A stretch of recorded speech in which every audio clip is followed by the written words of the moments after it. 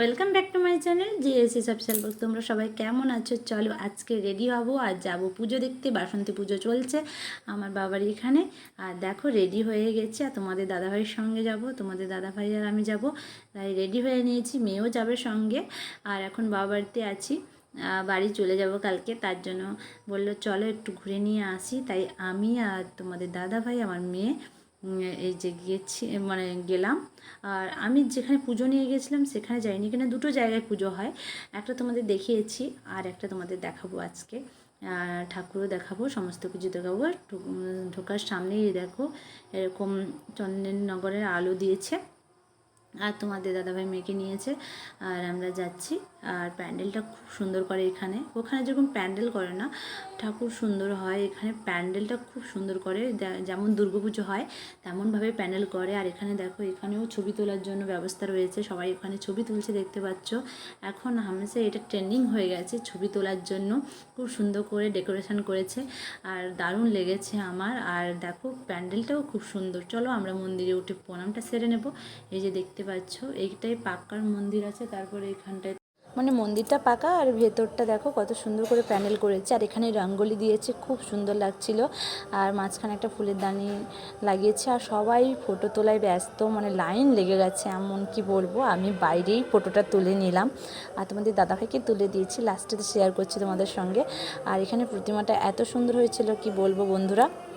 ঢুকেই দেখো এখানে ঘন্টা ছিল মন্দিরে, সেই ঘন্টাটা বাজাচ্ছি, তার জন্য ক্যামেরাটা একটু হলেছে। আর যাই হোক, ওটা মানিয়ে নিও। আর আমার মেয়ে তো খুবই আনন্দ করছে, মজা করছে। এই যে দেখো ও বাজাচ্ছে। আর প্রথমে তোমাদের দাদা ভাই আর আমার মেয়ে প্রণাম করলো, আমি ক্যামেরাটা করছি। এই যে দেখো আমার মেয়ে প্রণাম করে নিল, তোমাদের দাদাভাইও প্রণাম করে নিচ্ছে। আর এটা বাসন্তী পূজার আর মনে হয় দশমীর দিন এসছি। আর যাই হোক, এখানেই আমি ভিডিওটা বেশি বড় করব না, কারণ কী বলতো, ভিডিও সেভাবে শ্যুট করতে পারছি না। আর গিয়েই তখন তোমাদের সঙ্গে ভালোভাবে ভিডিও দেব, আর যেমন পাচ্ছি সেই রকম এডিট করে নিচ্ছে। আর তোমাদের দাদাভাই আমার মেয়ের ছবিগুলো দেখো কালো এসছে, যাই হোক তুলেছি। আর এখানে দেখো জিলিপি নেওয়া হলো 3 পরিবারের জন্য, কারণ আমার কাকুরা আছে তাদের জন্য। তারপরের দিন দেখো বাসায় চলে এসেছি সকাল সকাল, আর রেডি হয়ে তোমাদের সঙ্গে না সত্যি কথা ভিডিও করতেই পারিনি। এসে রান্না বান্না করলাম, আজকে তোমাদের দাদাভাই স্কুলে যায়নি। আর আমার মেয়েকে দেখো স্নান করেছে, আর আমি রান্না করেছি, খুব সিম্পল করেছি। এসে ঘরদোর পরিষ্কার করতে করতে পুরো নাজেহাল। এই যে দেখো পুরো রুম পরিষ্কার করেছি, ফ্রিজ মানে বন্ধ হয়ে পড়েছিল, খুব গন্ধ ছাড়ছিল, সেটা পরিষ্কার করা। তারপরে এগুলো বাবার থেকে নিয়ে এসেছি, সমস্ত কিছু ফ্রিজে রেখেছি, দুধ মা দিয়েছে।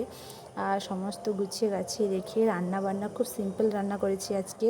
কি রান্না করেছি সেটাও তোমাদের সঙ্গে দেখাবো। আর গাছের অবস্থা দেখো, এই মানি প্ল্যান্ট গাছটা লাগিয়েছিলাম, কিন্তু মোটামুটি ভালোই আছে দেখছি, ইঁদুরে খেয়ে যায়নি। এখন ইঁদুর আসছে না, শীতকালটা বড় ইঁদুর জ্বালিয়েছে এখন, বা আসে না।